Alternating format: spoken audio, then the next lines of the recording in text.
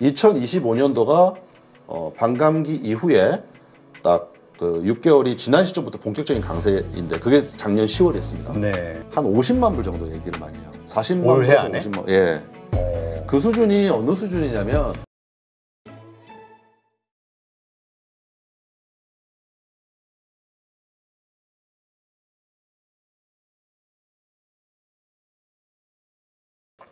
네, 오늘 모신 분은 윤수목 위스퍼드 리서치 대표이십니다. 안녕하세요.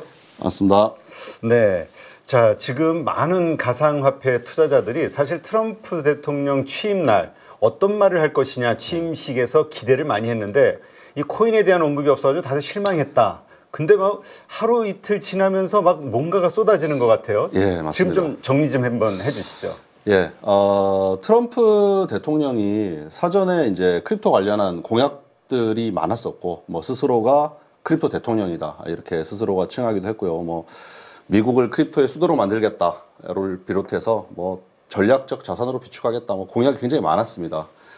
뭐 공약을 일일이 헤아린다고 하면은 뭐 10가지가 넘을 정도로 많았는데 정작 그 취임 첫날 행정명령을 쏟아낼 것이라고 했는데 크립토와 관련된 얘기가 전혀 없었기 때문에 시장에서는 약간 좀 실망감이 있었거든요.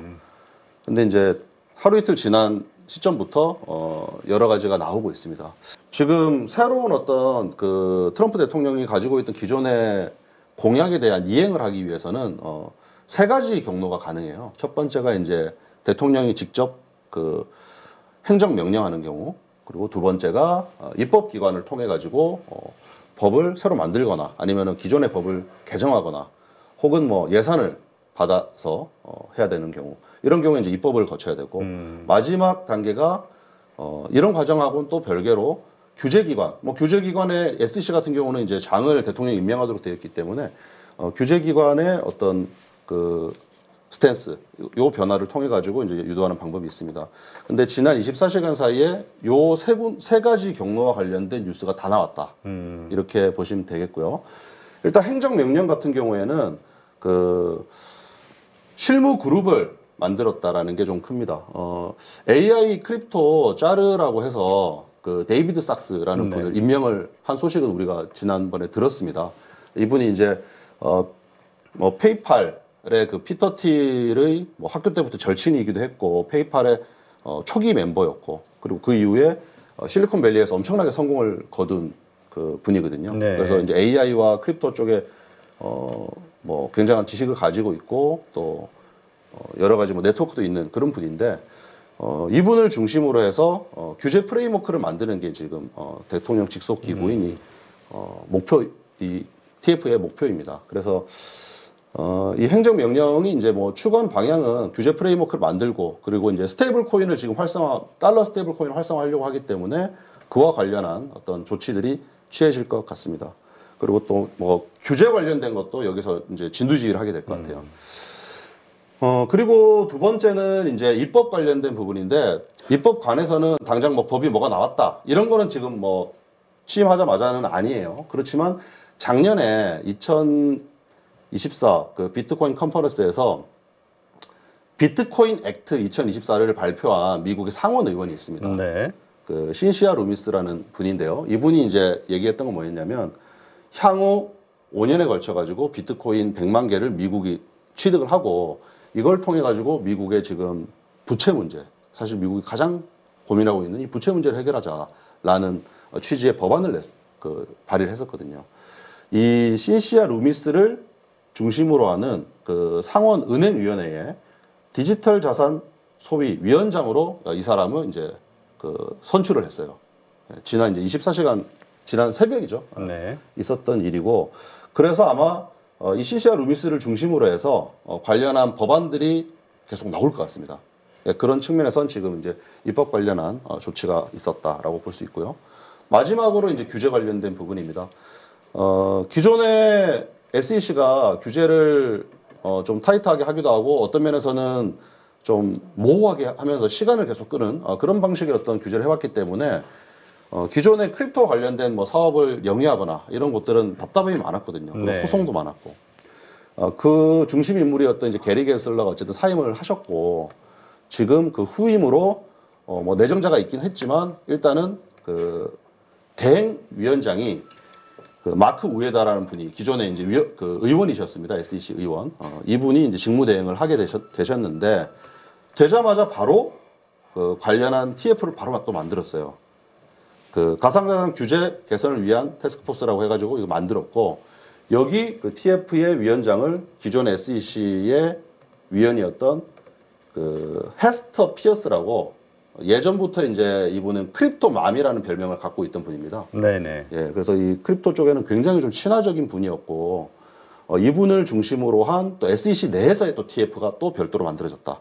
그래서 이 TF와 앞서 말씀드렸던 그 데이비드 sak스가 이끄는 대통령 직속 TF와 아마 긴밀하게 협약을 하면서 규제에 관한 것들은 이 SEC의 TF하고 의논을 많이 하게 될 것 같고요. 또 대통령 직속에서는 아무래도 스테이블 코인에 관한 전략적인 부분들 그리고 또 가장 중요한 그 비트코인을 전략적 자산으로 비축하겠다라는 그건 이제 결국에는 법안을 내야 되는 부분인데 그렇죠. 예, 그와 관련한 것도 같이 거기서 연구를 하게 될 것 같아요. 그래서 요 삼각편대라고 볼 수 있을 것 같습니다. 요게 아마 되면은 아마 비트코인은 진짜 엄청날 것 같아요. 미국의 이거는 변화가 굉장히 클 것 그렇지 같아요. 대체 달러의 그 다음을 준비한다는 거니까. 예, 맞습니다. 이런 그 태스크포스 만들어지고 일정 기간 내에 결과물이 나와야 되기 때문에 그렇죠. 예, 당연히 그 예정된 기한은 있고요. 사실 6개월까지도 끌지 않을 걸로 보고 있습니다. 왜냐하면 기존에 지금 트럼프 취임 전에 이미 계속 얘기가 나오던 부분들이 취임 후 100일 이내에 여기까지 하겠다라는 얘기들이 계속 있었거든요. 특히 신시아 루미스가 비트코인 액트 100일 이내에 끝내겠다고 얘기했었어요. 그랬기 때문에 향후 100일이라고 하면은 이제 1월 20일 취임이었으니까 3개월 좀 넘는데? 맞습니다. 4월 말까지 많은 부분들이 좀 빠르게 진행되지 않을까라고 더 빠르겠네요. 생각보다. 기대를 하고 있습니다. 그래서 뭐 그런 측면에서 보면은 1분기를 좀 기대를 해도 괜찮지 않을까라는. 근데 지금 많은 분들이 그 중장기적으로 어쨌든 이 스테이블 코인 특히 아까 말씀하셨듯이 달러를 달러 태깅해서 스테이블 코인, 해가지고 하는 이 코인이 앞으로 성장할 것이다 이렇게 예상을 했었는데 지금 이번 조치로 인해서 이것도 확 달라질 것 같은데요. 빨라질 것 같고. 그거는 뭐 너무나 자명해 보입니다. 지금 그 미국 정부에서 그 이 크립토와 관련해 가지고 이렇게 힘을 싣고 이 트럼프가 스탠스가 1기에 비하면 완전히 정반대로 바뀐 거거든요. 1기 때는 비트코인 달러가 중요하다. 비트코인은 중요하지 않다. 이런 표현들을 아주 노골적으로 비트코인에 대한 비판적인 입장을 가지고 계셨어요. 그랬는데 지금 바뀐 이유는 결국에는 이 미중 간의 패권 전쟁이 그 중심에 있다라고 봐야 되거든요. 달러가 그 미국이 전 세계를 호령하고 영향력을 끼치는데 굉장히 중요한 역할을 해왔는데 사실 지난 20년, 30년의 이 스토리를 보면은 달러가 무역에서 쓰이는 비중도 조금씩 낮아지고 그리고 또 외환 보유고에서 차지하던 비중도 조금씩 낮아지고 그런 상황에 처해 있단 말이에요. 그래서 이제 그 미국의 경우에는 달러의 지위를 공고하게 가져가고자 하는 니즈가 강한데 그 와중에 이제 중국과의 또 이 약간 경쟁 구도가 있다 보니까 기존의 달러를 공고하게 가져갈 수 있었던 근간이었던 우리가 흔히 말하는 페트로 달러 체제 이 부분도 흔들리기 시작했어요. 네. 왜냐하면은 오일을 거래할 때는 무조건 달러로만 거래하기로 되어 있었던 약속들이 이제 흔들리는 거죠. 위안화로도 거래하기 시작하고 막 이렇게 되면서 그렇기 때문에 새로운 어떤 달러 수요처를 명확하게 만들 필요가 있고 그것들을 이제 지금 커지고 있는 이 크립토 시장이 그 역할을 할 수 있겠다라는 판단을 한 것 같습니다. 그래서 스테이블 코인은 이제 발행을 할 때 달러를 그만큼을 가지고 발행을 해야 되거든요. 그렇기 때문에 달러 수요처가 되고 달러를 산다고 해가지고 달러 현물을 사는 게 아니고 사실상 달러 채권을 사기 때문에 달러 채권에 이제 강력한 수요처가 됩니다. 그래서 지금 주요 국가들이 가지고 있는 뭐 대한민국 정부도 미국 달러 채권을 많이 가지고 있는데 1위 발행사인 테더가 가지고 있는 그 스테이블 코인 달러 스테이블 코인 1위 발행사인 테더가 가지고 있는 미국 국채가 우리 대한민국 정부가 가지고 있는 것보다 더 많습니다. 지금. 그래요? 벌써. 예. 그래서 이게 지금 스테이블 코인 마켓이 지금 200빌리언 달러 마켓이거든요. 그러니까 200빌리언이면 대략 300조가 좀 안 되는 수준이죠. 상당히 큰 시장이 이미 되어 있고요. 네. 그리고 이제 많은 기관들이 예측하기로는 2025년도 올해 중으로 이게 더블이 될 걸로 예상하고 있어요. 그래요? 2배 성장한다. 네, 2배로 성장할 걸로 예상. 그 얘기는 국채 수요가 지금보다도 이 스테이블 코인에서 2배로 더 많아지는 거죠. 많아진다는 예, 얘기도 맞습니다. 되네요. 수요가 생긴다, 예. 새로운. 미국 정부는 이제 달러 채권에 대한 수요처에 대해서 굉장히 좀 민감하거든요. 그렇죠. 과거에 이제 중국이 이 최고의 수요처 역할을 해줬는데 수년 전부터는 이미 이제 갈등 구조가 되고 경쟁 구도가 되면서 그만큼 사지를 않고 있어요. 그래서 가장 많이 갖고 있던 중국이 이제는 두 번째입니다. 지금은 이제 일본이 미국 국채에 대한 가장 최대 채권자가 되어 있는 상황이고 그러다 보니까 이제 어쨌든 수요자가 줄어들고 그리고 실제 뭐 꼭 뭐 중국뿐만 아니라 주요 국가의 중앙은행들은 외환 보유고를 다변화하는 쪽으로 스탠스가 바뀐 지가 꽤 오래됐어요. 네. 예, 그래서 그런 것들 아마 보도를 통해서 많은 분들이 보셨을 텐데 예전에는 완전히 달러 중심 그리고 뭐 금과 달러 중심으로 갔다고 하면 지금은 이제 통화를 조금 분산하는 뭐 캐나다 달러라든지 이런 것까지 사는 분위기로 바뀌었거든요. 그래서 그런 것들이 어찌 보면 미국 정부 입장에서는 좀 아쉬운 부분이었고 근데 그 부분을 크립토 산업을 육성함으로 인해 가지고 달러 스테이블 코인도 시장도 키우고 그리고 여기에 이제 비트코인을 전략적으로 축적을 하면서 미국 정부가 크립토에 기반한 이런 그 달러를 공고하게 하는 전략을 펼치겠다라는 걸로 보입니다. 그렇군요. 지금 비트코인 L2 발전에 대해서도 이야기가 좀 나오는데 이게 뭡니까? 비트코인 레이어 2 이렇게 해가지고 L2가 아니라 레이어 2. 예, 근데 L2라고 보통 많이 표현하고 그래요? 있기는 합니다. 예.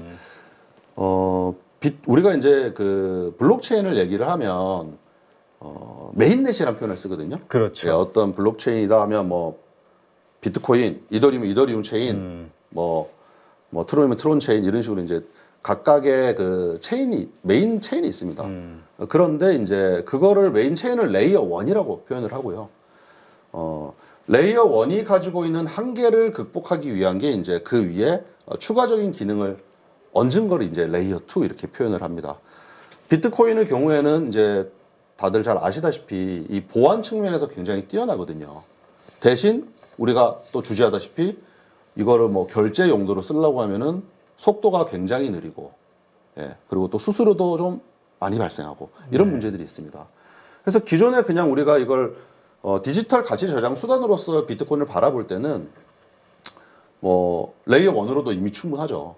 그렇지만 이 비트코인 체인을 또 다른 목적으로 쓰겠다라고 한다면은 이제 부족한 점이 있는데 그 부분을 보완하는 게 이제 레이어 2입니다. 네. 이건 이제 수년 전부터 뭐 라이트닝 네트워크라고 해가지고 처음 나왔던 것들이 그런 것들이고 최근에 나온 것들은 뭐 멀린이라든지 또 뭐 비오비 뭐 이런 것들이 있는데 이런 그 레이어 2 프로젝트들은 이 비트코인 체인 위에서 디파이라든지 네. 또 뭐 NFT라든지 이런 것들을 거래하기가 용이하게 만드는 것들이거든요. 이게 기존에 이제 우리가 블록체인 상에서 돌아다니던 비트코인의 대부분이 이제 비트코인 자체가 이런 디파이 환경을 지원하지 못하고 있었기 때문에 과거에는 뭐 주로 이더리움이라든지 그랬죠. 이런 데서 랩트 형태로 랩트 BTC 뭐 이런 식으로 이제 그 이더리움 체인 위에서 주로 왔다 갔다 했었어요. 근데 비트코인 체인에서 이제 이런 것들이 가능하게 바뀌고 있다 보니까 최근에 비트코인 레이어 그러니까 비트코인 체인 위에 그 이 토탈 밸류 락트라고 하는데 체인 위에 그 묶인 그 비트코인의 양이 엄청 많아졌습니다.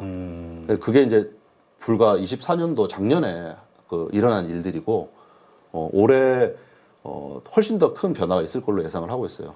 지금 그 랩트 BTC 전체 TVL이 한 24빌리언 달러 정도 됩니다. 그러니까 하여튼 이 비트코인 이 플랫폼을 활용한 네. 뭔가 새로운 것들이 만들어지면서 비트코인의 새로운 수요가 더 맞습니다. 많아진다. 이렇게 이해하면 이게 되겠죠. 좀 쉽게 설명드리자면은 비트코인이 과거에는 그냥 가치 저장 수단으로서만 쓰였다고 하면 다양한 수단으로서 그리고 또 이제 디파이 같은 어떤 금융 도구로서도 쓰일 수 있는 환경으로 바뀌고 있다. 그게 이제 중요한 거죠. 그래서 작년부터 그 변화가 시작됐고 아마 올해 더 큰 변화가 있을 걸로 보이고요. 그렇게 되면 이제 디파이를 함에 있어 가지고도 비트코인 체인이 이제 중요한 역할을 하게 될 거예요. 그러면 이 디파이가 또 잘 모르시는 분들을 위해서 디파이가 이 시장이 기하급수적으로 커진다고 했을 때 어떤 영향이 있게 되는 거죠? 디파이라고 하면 이제 처음 들으시는 분도 계실 수 있을 것 같아서 간단하게 설명을 드리자면 디파이가 뭐냐면 탈중앙화, 디센트럴라이즈드 파이가 파이낸스, 탈중앙화 금융 이렇게 표현하는데 실제로는 이제 뭐냐면 그 블록체인 위에서 이루어지는 금융 활동이거든요. 네. 뭐 금융의 가장 기본적인 게 돈을 빌리고 빌려주고 뭐 이런 것들부터 해서 다양한 어떤 금융 활동들인데 이것들이 이제 그 블록체인 상에서 이루어지게 되면은 결국에는 블록체인 상에서 이루어진다는 말은 무슨 말이냐? 중간자 없이 가능해진다는 거예요. 예. 우리는 보통 우리 금융 거래를 하면은 금융 중개기관들이 다 있거든요. 뭐 예적금을 할 때도 마찬가지고 다른 어떤 금융 행위들을 함에 있어 가지고 다 그 금융 중개자들이 다 존재하는 건데 이 탈중앙화 금융에서는 그로부터 벗어나고 제3자의 개입 없이 이제 이루어질 수가 있단 말이에요. 그런 측면에서 이제 이게 대단히 좀 중요하고 여기에다가 이 디파이에다가 이 뭐랄까요 불을 붙는 게 뭐냐면은 그 리얼 월드 에셋이라는 개념입니다. 그냥 그게 뭐냐면 전통적인 우리가 금융시장에서 그 거래하고 있던 뭐 주식이라든지 채권이라든지 또 그 외에도 뭐 부동산이라든지 이런 것들을 실물 자산들을 이 블록체인 위로 가지고 오는 거거든요. 예. 이게 지금 최근 한 2, 3년 사이에 좀 이슈가 되고 있는데 요것들을 가지고 와서 이 디파이 환경에서 이용하게 되면은 사실상 전통적인 금융 기관에서 거래할 니즈가 좀 사라지고 반대로 이 시장에서 거래하던 것들이 전부 이쪽으로 오니까 온체인으로 올라오게 되는 거죠. 야, 그렇다 보면 그러면 이게 현물 수급 현황이 확 달라질 것 같은데요. 완전히 달라진다고 봅니다. 예. 그리고 이제 시장이 엄청나게 폭발적으로 성장할 수가 있고요. 오늘 그러니까 새벽에 나온 뉴스가 그 블랙락의 레리 핑크 회장이 주식과 채권을 빨리 토커나이즈 할 수 있도록 지원해달라 이 얘기를 했어요. 아, 그래요? 예. 이거는 엄청난 그 얘기입니다. 그렇죠. 세계 최대 규모의 예. 자산운용사인데. 과거에도 왜냐하면 우리가 이제 온체인에서 거래를 하게 되면은 용이한 점들이 좀 있거든요. 그 아주 잘게 쪼갤 수도 있고 또 한 지갑에서 주식, 채권 이런 뭐 부동산 이런 것까지 다 통합적으로 관리할 수 있고 그러면 이제 또 초개인화된 어떤 서비스를 제공할 수 있기 때문에 이 온체인에서 거래를 할 수만 있다면은 너무나 이게 강력한데 문제는 당연히 이제 그 전에는 그게 가능하지가 않았어요. 이거를 규제기관의 승인을 받지 않고 그냥 자기 마음대로 토큰으로 만들어 가지고 한 시도들이 있긴 했었습니다. 예, 모 거래소에도 그렇게 한 적이 있었고, 뭐 그런 서비스들이 있었는데, 그러면 이제 이런 거죠. 예를 들어 테슬라라는 주식이 있는데 테슬라와 똑같이 움직이게 토큰을 발행을 하는 거예요. 예, 그런 것들이 이제 존재했었거든요, 몇 년 전에. 근데 그게 이제 규제에 의해 가지고 다 없어졌습니다. 잠깐이었지만 굉장히 좀 뜨거웠었거든요. 네. 근데 이게 만약에 지금 요번에 이제 트럼프 정부에 의해 가지고 주식 채권을 토커나이제이션 하고 그것들을 온체인에서 거래하는 것들이 용이하게 바뀐다면은 이것은 이제 굉장한 파급 효과를 가져올 걸로 예상이 됩니다. 네, 그렇군요. 그렇다면 지금 그렇지 않아도 올해 그다음에 뭐 2030년까지의 비트코인 가격대에 대해서 되게 놀라운 전망들이 많았잖아요. 네네. 어떻게 보세요? 이러한 것들이 더 추가가 된다고 하면 좀 이 가격 상승이 더 훨씬 빨라지고 커지지 않나요? 예, 사실은 이제 우리가 뭐 소소한 투자자의 입장에서는 이제 가격의 상승 자체가의 관점이지만 산업적 측면에서는 결국에는 이제 산업이 얼마나 커지느냐의 문제거든요.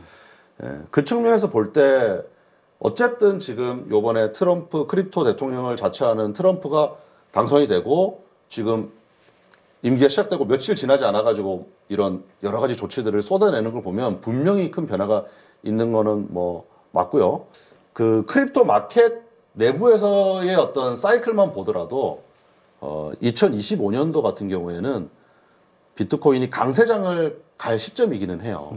이게 산업 내에서 가장 좀 그 강력한 어떤 그 시즈널리티가 있거든요. 4년 단위의 그 비트코인 반감기라고 하는 시즈널리티가 있는데 2025년도가 반감기 이후에 딱 그 6개월이 지난 시점부터 본격적인 강세인데 그게 작년 10월이었습니다. 네. 그래서 10월부터 이제 올해 한 10월 정도까지 1년이 되게 강세를 일반적으로 보이던 시기거든요.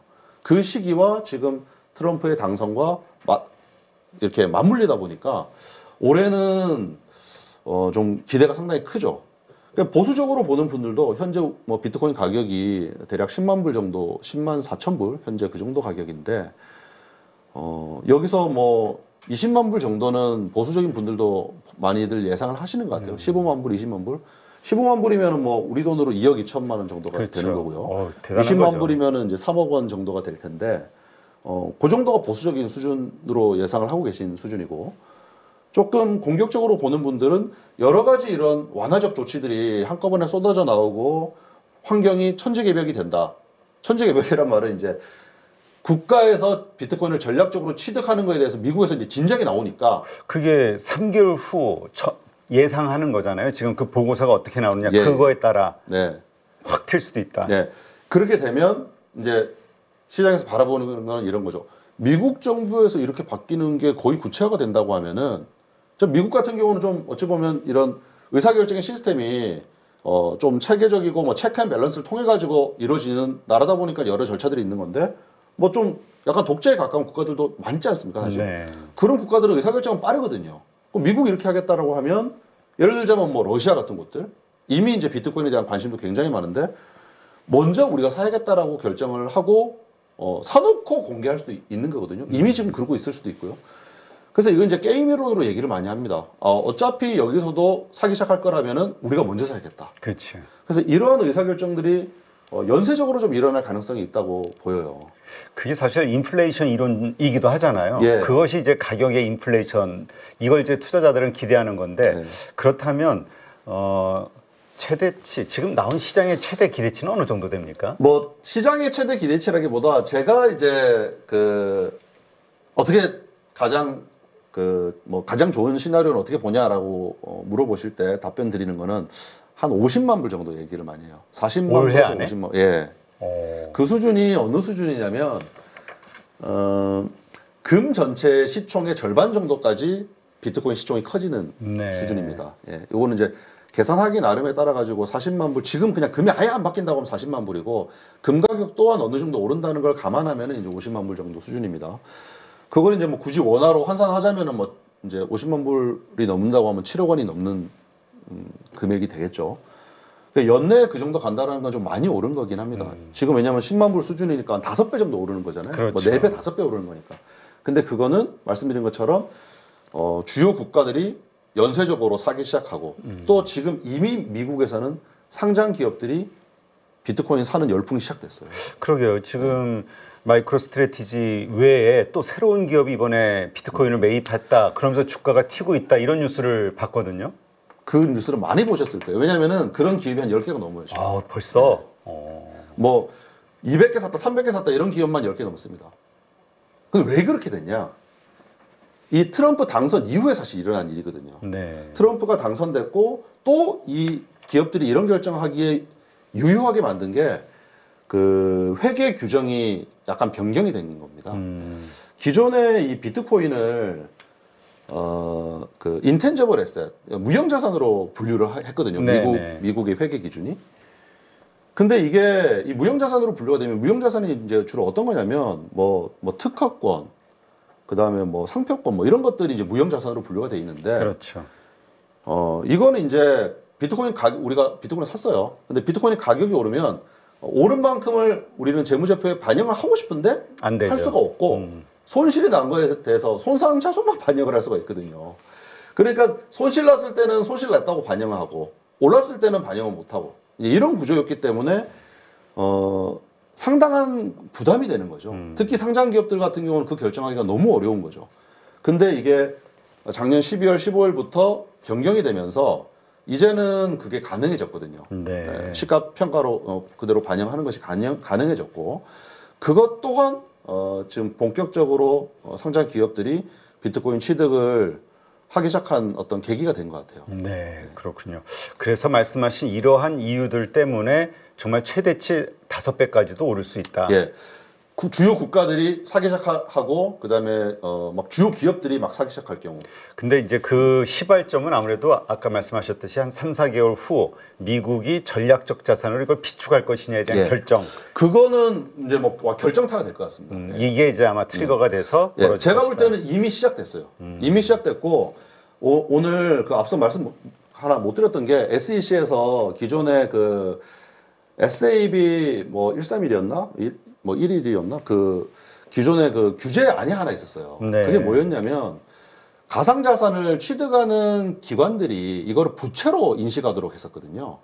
왜냐면은 소비자를 보호해야 된다는 관점에서 소비자를 보호해야 된다는 관점에서 이거는 부채로 인식을 해라라고 하는 안이 있었는데 그것 때문에 이제 금융기관들이 뭐 이거를 보유하는 것들은 너무 부담스러웠죠. 그리고 정권하고도 코드가 안 맞는 거였고. 그렇죠. 근데 이제 그것도 폐지를 했습니다. 아, 예, 요번에 바로. 그러니까 TF가 들어오고 바로 폐지한 거예요. 그래요. 그렇기 때문에 지금 이 변화 속도는 굉장히 빠르다. 그리고 이렇게 폐지함으로 인해 가지고 당장 나온 얘기가 뭐냐면 아 이렇게 되면은 은행이 비트코인 취득하겠구나라는 얘기가 나오기 시작했어요.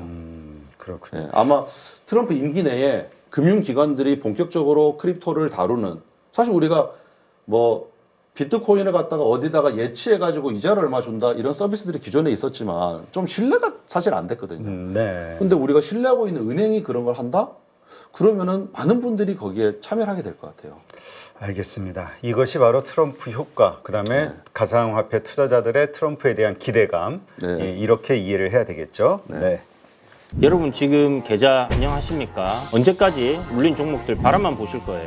사실 투자라는 게 간단합니다. 올라갈 종목 잘 찾아서 매수할 자리, 매도할 자리만 여러분들이 명확하게 알고 있으면 주식 정말 쉬워집니다. 지금 보유 종목을 잘라야 할지 끌고 가야 될지 고민인 분들 많으시죠? 저도 7번 깡통을 차본 사람으로서 여러분들의 고민이 어떤 건지 다 알고 있습니다. 그래서 제가 여러 번 실패를 겪으면서 일어서게 해줬던 기법들에 대해서 명확하게 알려드리도록 하겠습니다. 2025년 양봉 나온다라고 이야기 드렸는데 분명 좋은 장이 올 거니까 이 기회를 살리시면 좋겠습니다. 딱 8주만 집중하셔가지고 평생 써먹을 수 있는 돈 버는 기법 다 배워가실 수 있도록 만들어 드리겠습니다. 제가 쓰는 실전 기법을 총 8번의 VOD 강의와 16번의 라이브 강의로 모두 담았습니다. 직접 올라갈 종목 찾으실 수 있도록 그 방법을 제가 알려드리겠습니다. 여러분 2025년 저와 함께 돈 벌어보시죠.